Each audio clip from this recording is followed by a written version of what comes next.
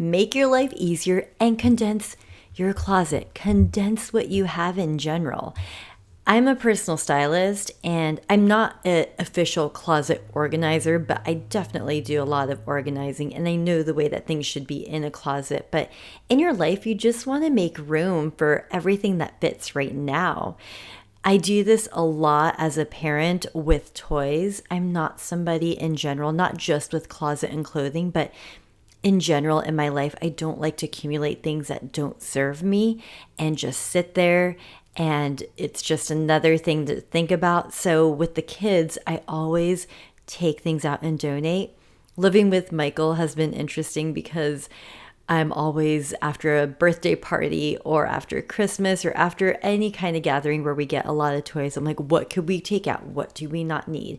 I don't need the kids to have like 100 stuffed animals each. It's just not practical either. They forget about things they play with. Kind of like clothing too. Once you accumulate 100 pieces of clothing, you start to forget about other pieces because you start to get new favorites, or some just don't serve you anymore. Some just look used.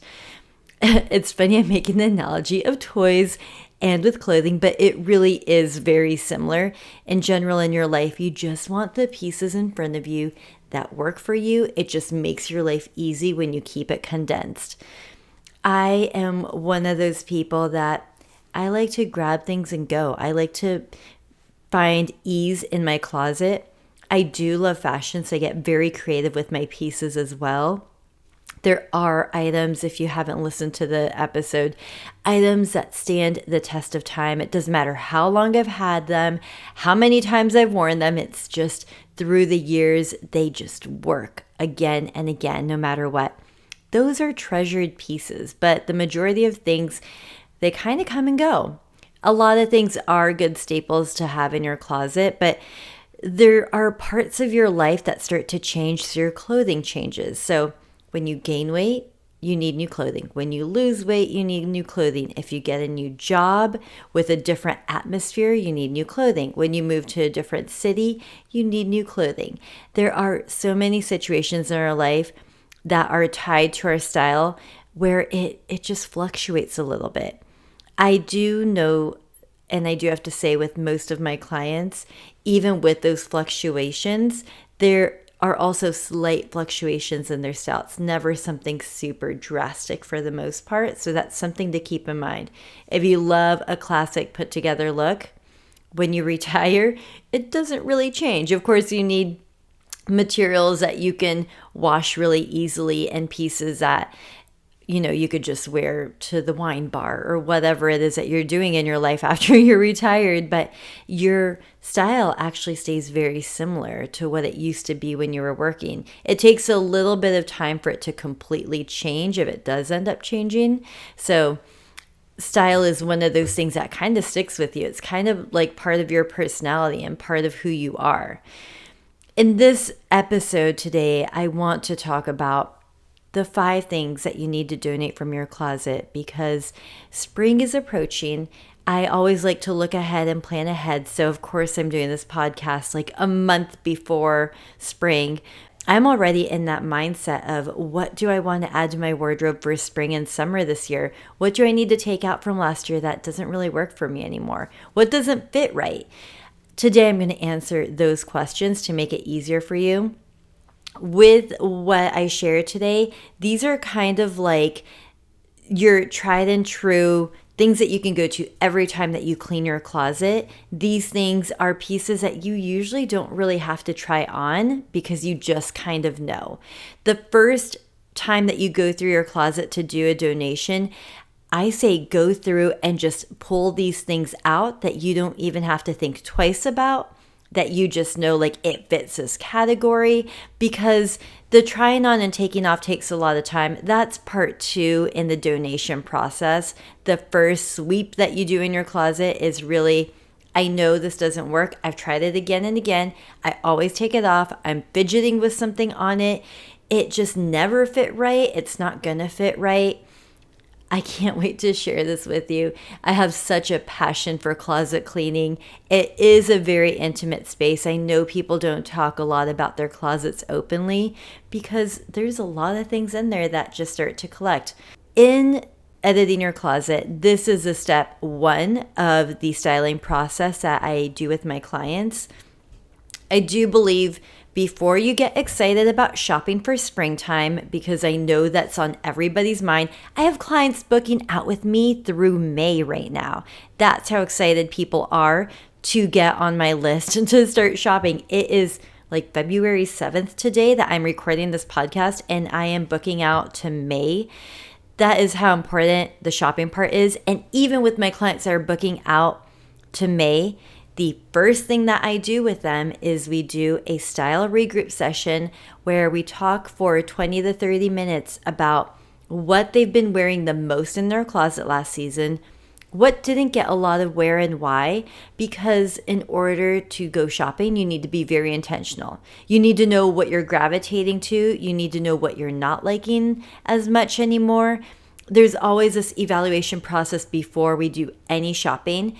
If you go straight into shopping, this is what I want to say 99% of people do.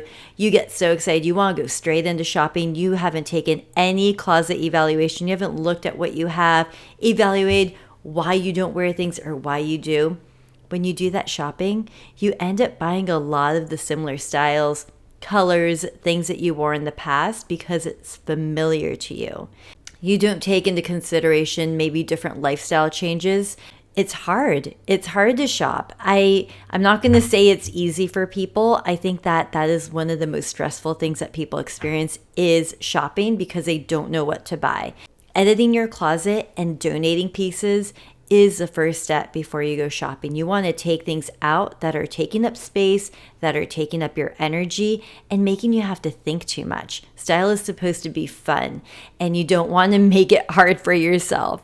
I want you to go through this. This is in my blog post as well. So it's good to hear and read things. If you need to go back and really read through this, you can go to my blog at myclosetedit.com.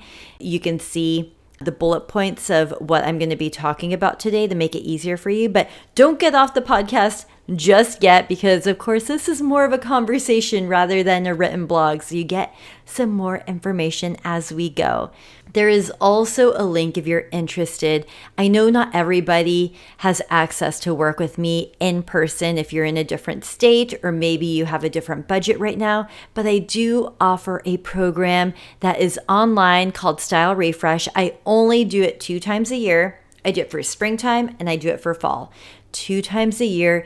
It takes you through my step-by-step process I use with my clients in person, and you get shopping boards to shop from, and you get a couple live calls with me. It is such a wonderful way of working together. If you're in a different state, I'm in Seattle, Washington. I am currently only seeing clients in Seattle, Washington in person, but I work with people all around the world and all around the US through Zoom and virtually. If you want to learn more about my Style Refresh program, go to myclosetedit.com. There is a wait list right now.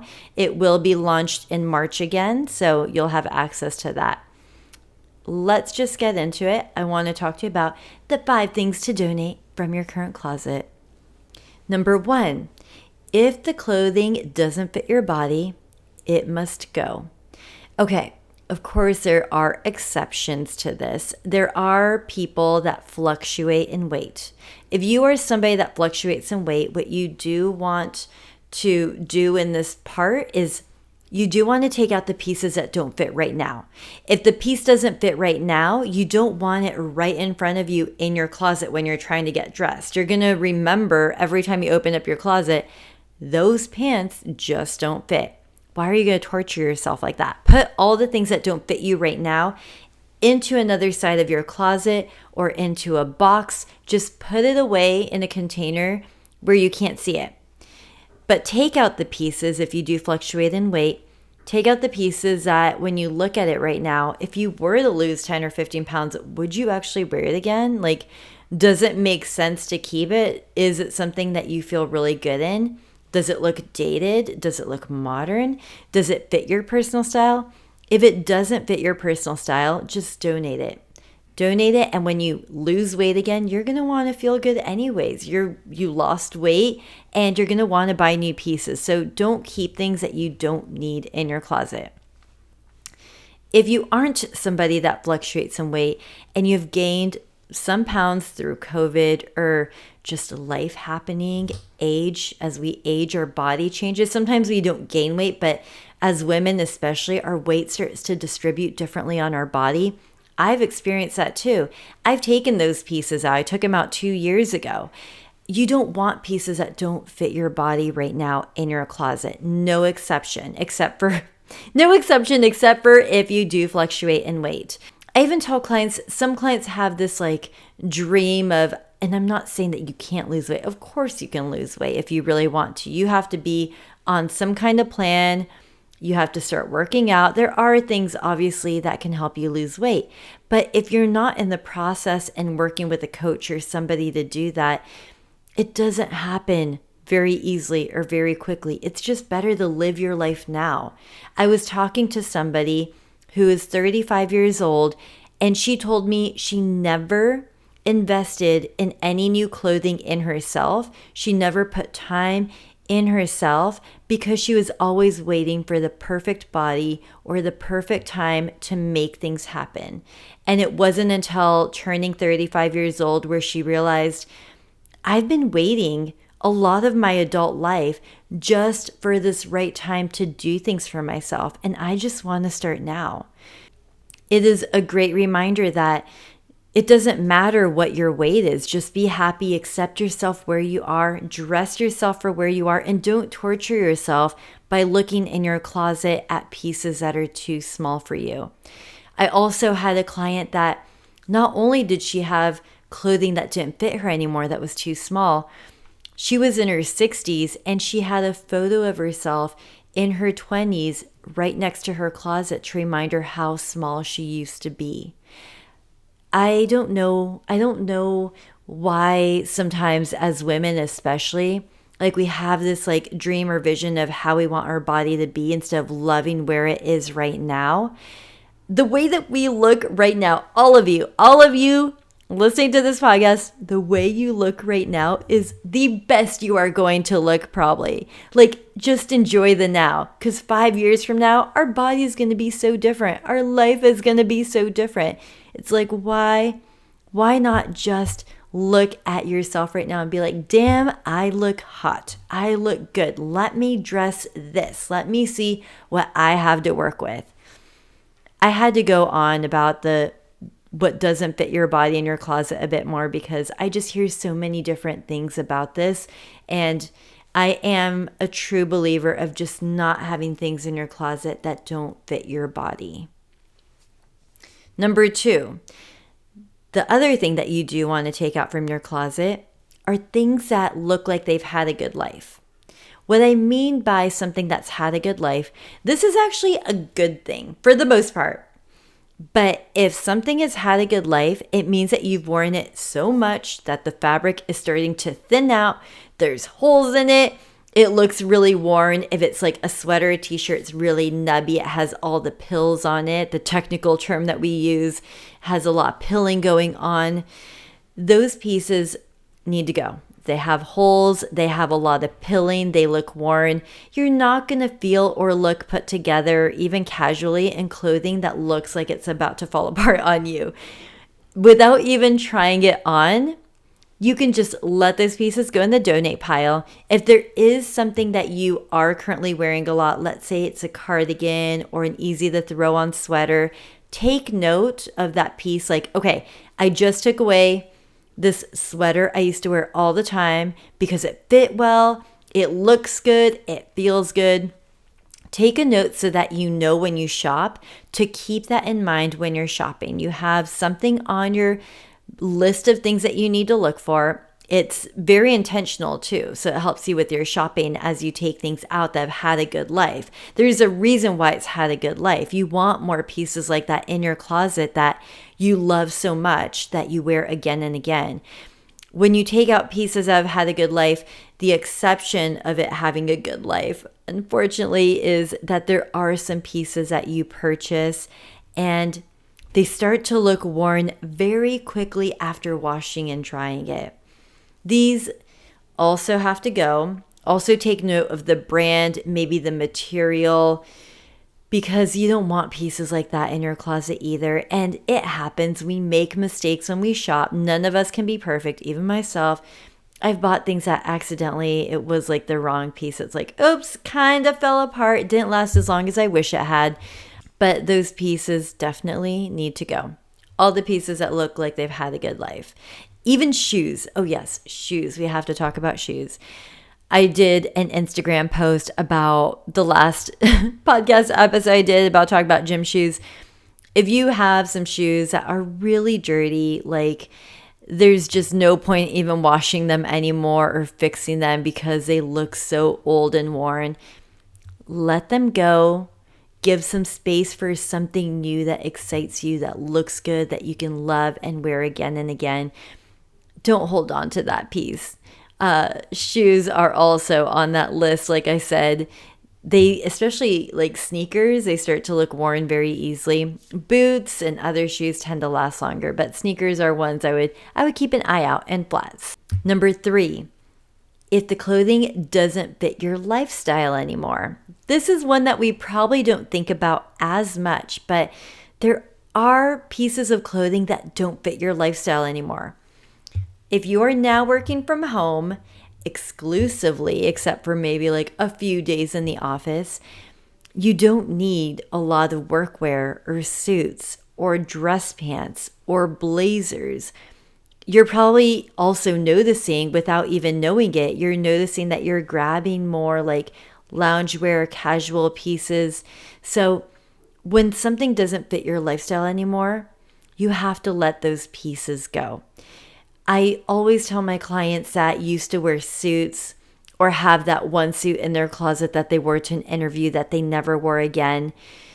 If something comes up where you need to find another job and you need a suit, or you need to repurchase clothing to look really put together in a suit and the blazer look, you're going to want something new. You're not going to want to wear the dated suit from 10 years ago that's oversized and just really big and masculine looking on you and just not cute. You're going to want something that feels really good in an interview, especially in an interview when you're trying to give a first impression, where you're nervous, where you're having to answer questions, where you're kind of selling yourself to tell this person of who you are and what you could provide for their company. You don't want to come in looking schlumpy. You want to come in looking really good, feeling really good about it and enthusiastic. So take out the pieces that don't fit your life anymore. If you're in your 30s and you're still holding on to things from high school and college or clubbing days,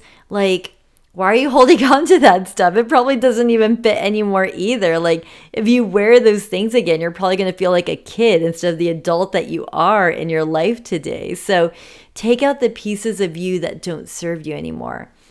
I gave that example earlier about when you're retired, that you have a different life. You're going out drinking wine, you're seeing your friends, you're with the grandkids. Your workwear just doesn't serve a purpose anymore. Unless, of course, you like to dress up all the time. But I find, like I said, that when you do translate, especially after retirement, into more casual pieces, I find that because somebody for many years did dress up, they still want to dress up casually, but have something that tones it down, that doesn't feel like they're going to work anymore. Anything that doesn't fit your lifestyle must go. I give you permission. If your clothing feels like the old version of you, I'm going to give a personal example of myself, because in the beginning of my business, it's been 14 years I've been a personal stylist. The very beginning when I started, I was 22 years old. If you've heard the story, awesome. If you haven't, stay tuned. Okay, I was 22 years old. I was very young. At the time, it was not cool to be a young woman, a young Latina woman in business. It just wasn't like how it is now, that it's just so cool to be an entrepreneur and do your own thing. I felt like I had to hide my age. I dressed so much more conservatively. I didn't have fun with color. I didn't have fun with print. It was very safe pieces. Throughout the years, with growing the business and feeling also just in general more comfortable with myself, I've been able to flourish in my own style. And I've been helping people do this for years, but it was interesting, like 14 years ago when I started, I was helping other people, but I had to conceal a little bit of who I was and my personality through my style. That's definitely an old version of me. I don't have any of those pieces anymore, but I'm sure that you could relate to things in your closet that are an old version of you that don't fit where you are today, but you're still holding on to it for some reason. You don't need that anymore. Like there's a client that I was working with who had just not felt good about her body. And so she was just kind of wearing oversized t-shirts and the same pair of jeans and a pair of gym shoes. And she knows that right now, today, she wants to step out of that and be a different woman. She wants to show up for herself again. But those older pieces that she has, those old jeans, those old t-shirts, those old gym shoes are holding her back into that person that she used to be when she's not that anymore. So style also is a way of releasing parts of you that you aren't anymore. When you hold on to those things, and I'm sure you've done it, you can put on a dress that you had years ago that isn't you anymore, and it's like a time warp where you go back and you look in the mirror and you're like, oh my gosh, I remember how I felt in this. I remember where I used to be in my life in this. There's nothing wrong with remembering parts of our life. It makes up who we are. But if that's not you anymore, if you were to wear that dress out, you would feel like that little girl again in that dress, or that young woman who at the time was clubbing when you're trying to go out with your friends and talk about business, or you just feel like that person that, for me, that just started her business when right now I've been doing it 14 years. I don't want to feel like I'm that person from the very beginning when I'm not anymore. So your clothing has a way of working with your mind in taking you back rather than bringing you forward. So you'd want to take out the parts that are an old version of you that you don't want to bring into your life anymore. You want to take those pieces out of your closet. It could be shoes, it could be jewelry, it could be clothing. I was actually reminded a little bit about this when I went on Sunday. I went to brunch with Michael, and then we went to the Ballard Market. I had such a good time going to the Ballard Market. I even walked into my old office and store I used to have in Ballard. I almost cried because it was really beautiful to be there. And when I was there, I was looking through some of the jewelry at the market, and I love and appreciate the handmade pieces that people make. It's so beautiful, the stones and everything. But it was interesting because as I saw it, I could appreciate it, but I was also reminded about how in the past my style was very like boho, and I loved that kind of stuff. And now I feel very, I want to use the word more like polished. I like more like power pieces. And when I looked at it, I was like, oh my gosh, the old me would have loved that. But now it's not a thing. Like I'm not going to buy something like that anymore. So it is interesting through time as you go through things and realize like that's an old version of me that I don't want to bring back because I feel really good where I'm at and this is where I'm headed. Number 5, this is something that you can use not just with your clothing, but life in general. You don't want pieces in your closet that you feel you have to make work. If you have this jacket that is such a statement piece and so crazy that you have to work things around it so hard, it's not worth keeping it. Unless, of course, it's like a Versace or a Gucci or something really special. Like, don't make something work. You want pieces that fit you, that feel... I think that clients really like to hear the word effortless. You want to look effortless, like you didn't have to put a lot of effort into it, but it's also intentional. When you have pieces that you have to make work, it usually isn't your style. It usually isn't for you because you're trying so hard to conform your body and yourself to work with it and make it fit, and it just never does. No matter how many ways you try and make that thing fit, it's just not for you. There is no reason to make something work for you that doesn't feel good, that doesn't look good, and just doesn't fit your style. Because when you wear something that you have to make so hard to work at it, it doesn't look effortless and you don't feel confident in it. When I work with clients and they're trying things on, I've been doing this for many years, so I can just tell when they come out of a fitting room how they're reacting, how they're touching it, how they're looking at themselves in the mirror, how their shoulders are, their face, like all these nonverbal cues. I can tell if a client really likes something. And there are moments where clients like want to make something work because it's so cute for whatever reason. It's like the perfect color. It's their favorite brand. It's such a cool piece that's so different, but it's just not working. It's not fitting their body right. Even alterations won't change it. It's a piece that doesn't fit their life. Like there are different themes that go around like making it work. And it's something where I tell my clients, like, we're not going to make this work. It's just not for you. Like, let's find something that works for you. And in your life too, if you have to try so hard to make something work, I'm not saying don't work hard. I work hard and I love doing it too because I love challenging myself. But what I mean by you have to make it work is that, especially with style, you need things that are flexible. You need things that can really fit you, fit different situations, fit different pieces. This is really important when it comes to style. Statement pieces are wonderful. If you have a good foundation to your wardrobe to mix and match with, you can add those statement pieces, of course. But in general, you don't want pieces that you have to make work so hard because then you know what ends up happening? You don't end up wearing them. They collect dust. You come to me and you ask me how many ways you compare it and I show you, but then you try it on and you're like, something about it doesn't work. So don't make something work. It doesn't matter how much money you invested in it, how long you've had it, how cool it might seem. If it doesn't work, it doesn't work. Ooh, that was a good episode. There's so much goodness that comes from donating, taking things out of your closet. If you're going to go through this process, I do have a big ask for you that you donate pieces in pretty much all the states have Dress for Success. If you have old suiting pieces and you're a woman, please donate them to a Dress for Success near you. It goes back to women that are looking for jobs, or find a shelter or a place that you can donate other clothing.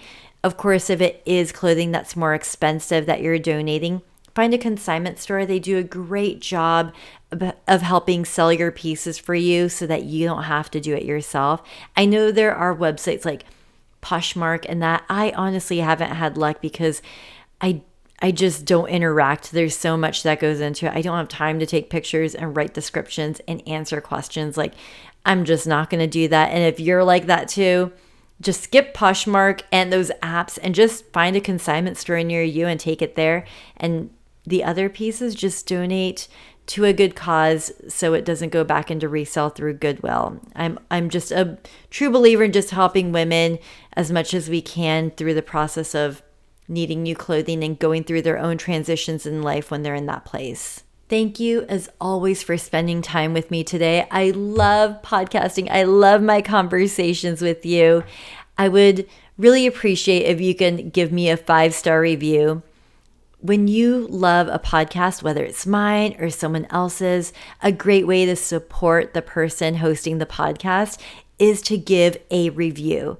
It really helps bring the podcast up, get a boost in new viewers, and it's so fun reading the reviews and seeing like what you think about it, what you're learning or want to learn more about. I really enjoy hearing your comments.